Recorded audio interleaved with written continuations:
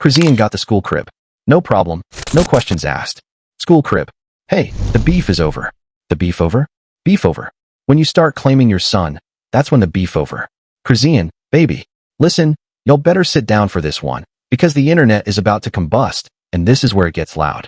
After spending an entire week convincing the whole timeline that she was a changed woman, a healed woman, a woman who had finally learned how to walk away from Blueface for good, Chrisian Rock just got clipped in Miami cuddled up under the same man she publicly buried on live only 5 days ago.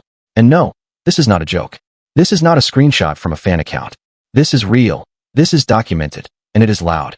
The clip is on every single timeline right now, being replayed at half speed, being zoomed in on, being reacted to by every commentator with a phone and a ring light, and it is not going anywhere.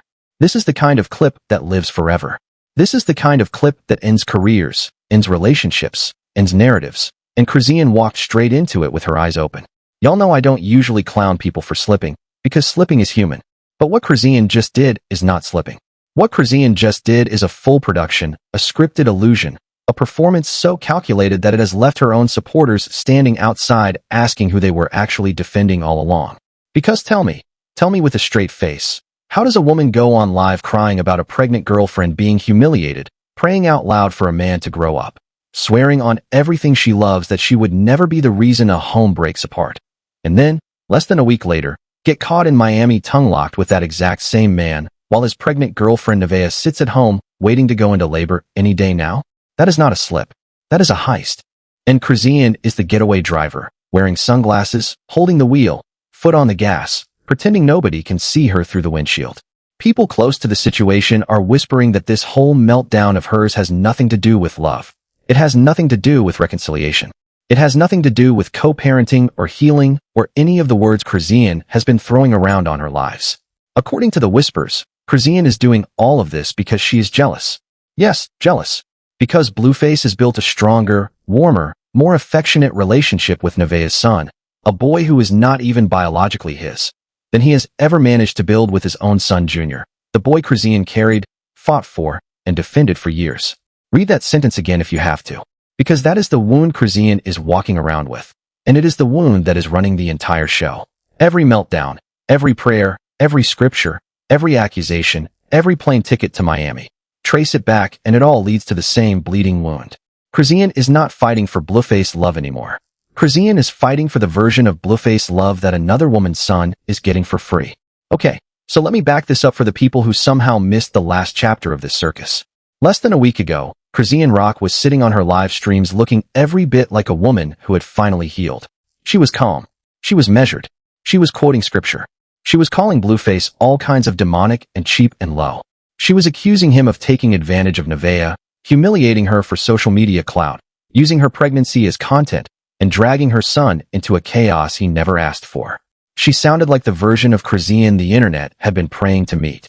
She sounded like a woman who had woken up. She looked like a woman who had finally been to therapy, or church, or both. She had that specific glow that women get when they think they have finally figured a man out.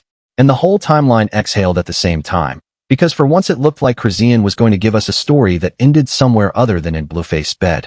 She said, and I quote her energy here, that none of this stuff is okay. That just because Blueface is making a couple of dollars off Nevaeh does not mean he gets to destroy her, and that Nevaeh's son should never have to sit and watch that level of foolery unfold in real time. She said Nevaeh does not have the mental capacity to protect herself, and that watching Blue exploit her was scary. She warned Blueface that karma was coming. She swore she wanted nothing to do with him. She said nobody should feel bad for her. Nobody should feel bad for her own son, because she had a good heart, and she was walking away with it in one piece. She said she was just happy to have people calling to check up on her, because she had a good heart, and that Blueface was a cheap brother she wanted no parts with. She said it with tears. She said it with conviction. She said it with the kind of pauses that only real emotion produces. And every single one of us swallowed it whole. And baby, the internet believed her. I believed her. My mama believed her. My cousin who has never watched a Chrisian live in her life texted me and said, "Girl, maybe she's finally free." Because that is how convincing Chrisian was. That is how sharp the performance was. Chrisian sounded like a woman who had rehearsed her deliverance speech in the mirror for 3 straight nights. She had every one of us fooled. She had the comment section fooled. She had the reaction channels fooled. She had the podcasters fooled. She had gossip pages writing think pieces about her supposed growth. Editors were preparing headlines like, Chrisian finally chose herself. Fan accounts were making healing edits with soft piano music underneath. And then the very next day, and I mean the very next day, Blueface hopped on his own live stream, looked directly into the camera, and dismantled every single word Chrisian had said with the flick of a wrist. Because here is the part that broke the internet in half. Blueface admitted, out of his own mouth, with a grin on his face and zero shame in his tone, that he and Chrisian have been actively creeping on the side this entire time. While she was on live crying for Nevaeh, while she was on live praying out loud, while she was on live promising to never be the other woman. Blueface said Chrisian has been in his DMs. Blueface said Chrisian has been pulling up on him. Blueface said Chrisian has been calling him Papa and Dada, and every other soft name a woman calls a man when she is not walking away from him. He said it with receipts stacked next to him. He said it with screenshots he had been sitting on for weeks. He said it like a man who had been waiting for the exact moment Chrisian tried to launch her rebrand, so he could detonate it in front of everybody. And then Blueface delivered the sentence that turned the whole thing radioactive. He said the reason he keeps recycling Chrisian and Nevaeh and every other woman who has ever tolerated him is because he knows in his bones, that none of them have anywhere else to go. He said they can throw all the tantrums they want, cry on all the lives they want, post all the goodbye statements they want. They're coming back. They always come back. Chrisian is coming back. Nevaeh is coming back. Every last one of them.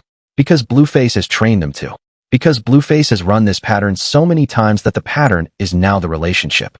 The pattern is the whole thing. There is no relationship underneath. Just the pattern. Just the return. Just the recycled hurt getting a new outfit and a new city and a new caption. He said it plain. He said, yes, I still hit Chrisian. I still laugh with the little thing. I am going to keep hitting Chrisian. Alright, I cheated. So what? I am not going anywhere. Chrisian is not going anywhere. They have nowhere to go. So what? My girl thick. Are you stupid? Those are his words. That is how Blueface described the two women who have carried his children, who have absorbed his humiliations, who have defended him to their own families. He described them as women with nowhere to go. And the worst part? He was not lying. He was not exaggerating. He was reading the ending of a book we have all been buying for years, out loud, on live, into the camera, with a smirk. And nobody in the comment section could argue with him. Because the receipts were about to prove him right within 72 hours. Because within days of him saying that, Chrisian was in Miami, giggling into the same chest she had publicly renounced. Within days of him saying they always come back, Chrisian came back. Blueface did not just cheat with Chrisian. He predicted her return on live, and Chrisian walked into the prophecy holding his hand. And she did not just show up. She showed up glowing, laughing, leaning in, letting him pull her by the waist in front of cameras she knew were there. There is no accidental angle in Miami. Every corner has a phone. Every phone has a viewer. Every viewer has a screenshot button. Rock knew. She chose. And she got caught because the girl wanted to get caught, whether she will admit that to herself or not. And I have to say it. Even though it stings, Blueface is right. He is a lot of things, most of them ugly, but on this specific point he is right. Because in a separate video that has now been played on every timeline on Earth, Blueface pulled Nevaeh into the same room where he had just been recording with she, sat her down, and told her flat to her face, without a flinch, that he had been cheating on her with Rock. And Nevaeh, heavily pregnant, hormonally exhausted, publicly worn down, sat there and asked him why he was even bothering to apologize. Sit with that. A pregnant woman looked at her partner, listened to him confess to cheating with his baby mama, and her first response was to interrogate the apology itself. Not scream, not cry, not swing. Interrogate, like a lawyer with nothing left to lose. Blueface told her, plainly, that he cheated. Nevaeh said, I know. He said, sorry. She said, what are you sorry for? He said, for cheating. She said, there is no reason to say sorry if you had intentions on doing it. He said, it just happened. She said, I would never tell you sorry if I went with somebody else, because I would have had intentions. He said, that is the past. I do not have intentions on going to be with somebody else. He asked if she was going anywhere. She said no. And that no is going to echo in the ears of every woman who watches this clip for the rest of the year. Because that no was not weakness. That no was not surrender. That no was strategy. That no was a woman deciding, right there, that she was going to stay long enough to watch him lose everything. Read that again. She said no. She is pregnant. She is publicly cheated on. Her body is on the line. And she is telling him, on camera, that she is not going anywhere. Blueface was right. These women have been trained to stay. And Blueface knows it. And now she knows he knows it. And that is the wound driving this entire meltdown. Because as long as Blueface can predict the ending, she cannot escape the ending. And as long as the girl cannot escape the ending, every rebrand she attempts is going to end in another Miami, another airport, another leaked photo, another livestream apology tour, another cycle. But here is where the story detonates. Because she was too ashamed to deny anything Blueface said on his stream, she went silent. Silent rock. That right there should have told the whole timeline that Blueface was telling the truth, because the she we know does not go quiet. The she we know goes airborne. The girl we know grabs a phone, a mirror, and a bottle and turns her bedroom into a courtroom. The fact that she chose silence in that moment was the loudest confession she has ever given. Silence from Rock is a receipt. Silence from she is an admission. Silence from she is a woman who knows the tape is real and the DMs are real and the plane ticket is real and there is nothing left to spin. And yet, even that was not enough for the internet to move on. And honestly, I cannot blame them. Because the girl of all people knows what this feels like. She has been that pregnant woman. Rock has been the one crying while a man live-streamed his indifference. Blueface humiliated she before, during, and after her pregnancy with Junior. He denied Junior on live. He denied Junior in court. He denied Junior to random strangers in the comments. And even now, even after paternity tests have confirmed 100 times over that Junior is his son, Blueface still will not fully claim him. And she has had to raise a child under the weight of that public denial. The girl has had to walk into rooms and hear people question whether her son is even loved. She has had to build a whole identity around defending a boy whose father would not stand next to him for a photo. That kind of pain does not disappear when a plane ticket to Miami shows up in your inbox. That kind of pain follows you into the hotel room and lays down between you. So when she turned around and did the exact same thing to Nevaeh, the internet did not just get mad. The internet got confused. Because how? How does the woman who lived it become the woman who inflicts it? How does a person who was publicly humiliated during pregnancy turn around and be the mistress messing with another pregnant woman's peace? That level of hypocrisy is not accidental. That level of hypocrisy is engineered by pain. And that is where the jealousy theory walks in and takes off its coat. People close to Rock are whispering that the entire reason she has been circling Blueface again, the entire reason she has been sneaking into DMs and flying to Miami and calling him Papa in private while burying him in public, is because she cannot stomach the sight of Blueface loving Nevaeh's son more than he loves Junior. Because Nevaeh's son is not even Blueface. Let that sit. Nevaeh's son belongs to a man from before Blueface was ever in the picture. And still, Blueface has picked that boy up, played with that boy, praised that boy, hyped that boy up on live in ways he has never done for Junior. Nevaeh herself said it out loud. She said Blueface treats her son better than the boy's own biological father did. She said her son is more attached to Blueface than to his real dad. And she heard that. She saw that. And something inside the girl cracked in half. Because she spent years fighting to make Blueface love Junior. Rock spent years defending Blueface to her own family, telling her sisters, telling her mother, telling the internet that Blueface would come around, that Blueface would grow up, that Blueface would step up. And then she had to watch, in real time, as Blueface stepped up for another woman's child while stepping over her own. That is not a heartbreak. That is a public burial. And she has been trying to dig her way out of it ever since. Every plane ticket is a shovel. Every live stream is a shovel. Every DM is a shovel. And every time she thinks she is getting closer to daylight, another clip drops and shows her that she has been digging in the wrong direction the whole time. That is why the girl went on live and dragged Blueface for spending more time with Nevaeh's son than with his own kids. That is why she called it petty, called it demonic, called it a reaction, called it resentment. That is why Rock floated the ugliest rumor she could reach for, the unverified claim that Blueface has been inappropriate with Nevaeh's son behind closed doors.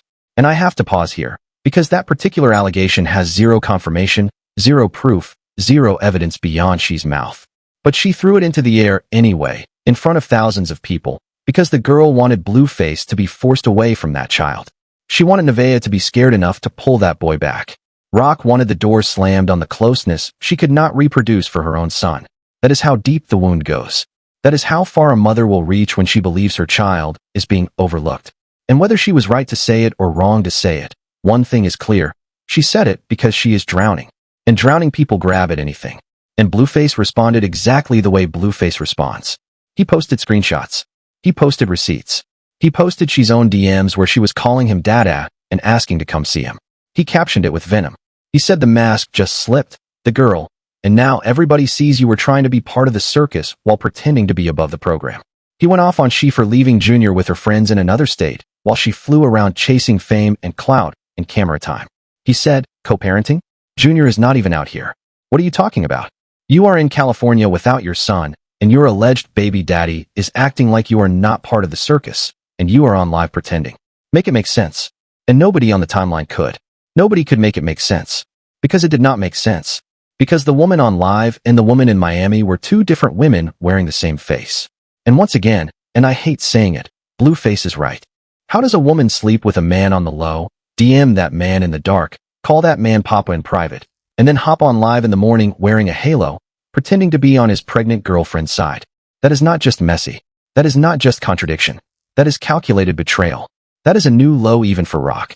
And now Miami has closed the case, because the Miami footage is not ambiguous.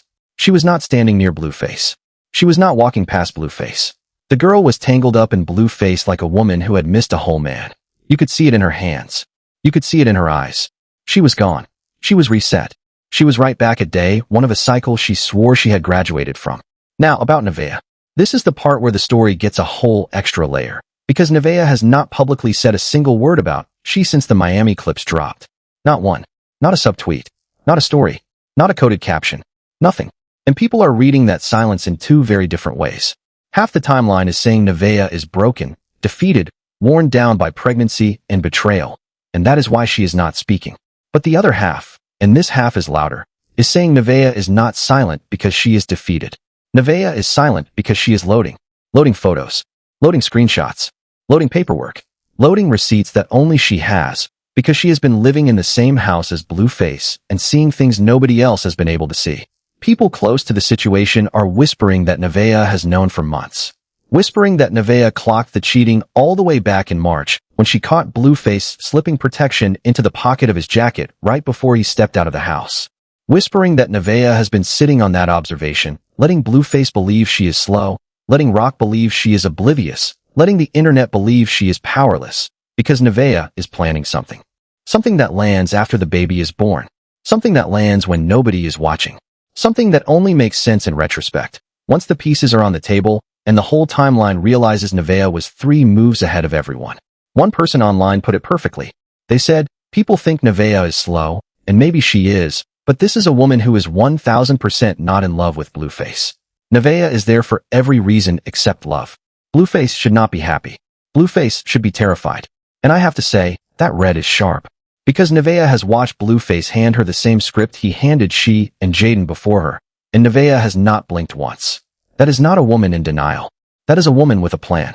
That is a woman who has read the last page of the book before she agreed to open it. That is a woman who is going to be very calm right up until the moment she is not. And can we talk about the way Blueface talks about these women? Because it is a masterclass in contempt. He does not describe them as partners. He does not describe them as the mothers of his children. He describes them as inventory. My girl thick. She is not going anywhere. They have nowhere to go. So what? Every sentence out of Blueface's mouth about the women who have loved him reduces them to logistics. And still they line up. Still the girl flies to Miami. Still Nevaeh sits on the couch. Still the timeline argues about who is more disrespected.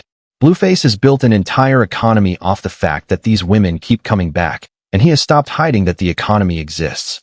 He is not embarrassed by the economy anymore. He is proud of it. He has monetized it. He puts it on the shelf where the trophies go. But here is the twist most people are missing. Blueface is not the mastermind. Blueface is the mirror. Blueface is showing she and Nevaeh what they have been agreeing to, and the reason it stings is because they cannot unsee it.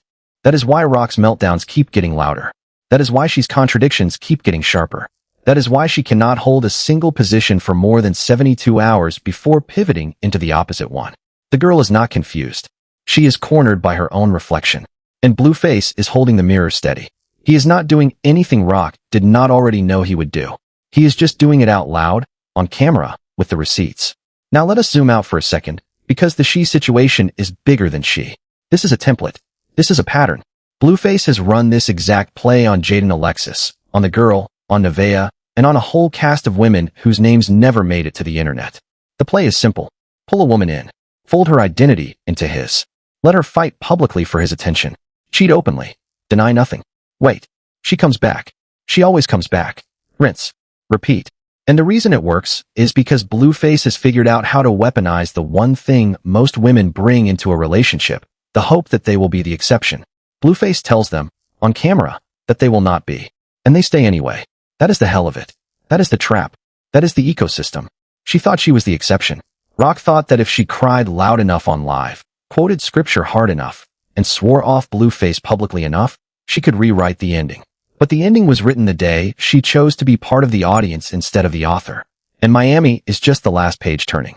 Miami is not a new chapter. Miami is the confirmation that no new chapter is coming. Miami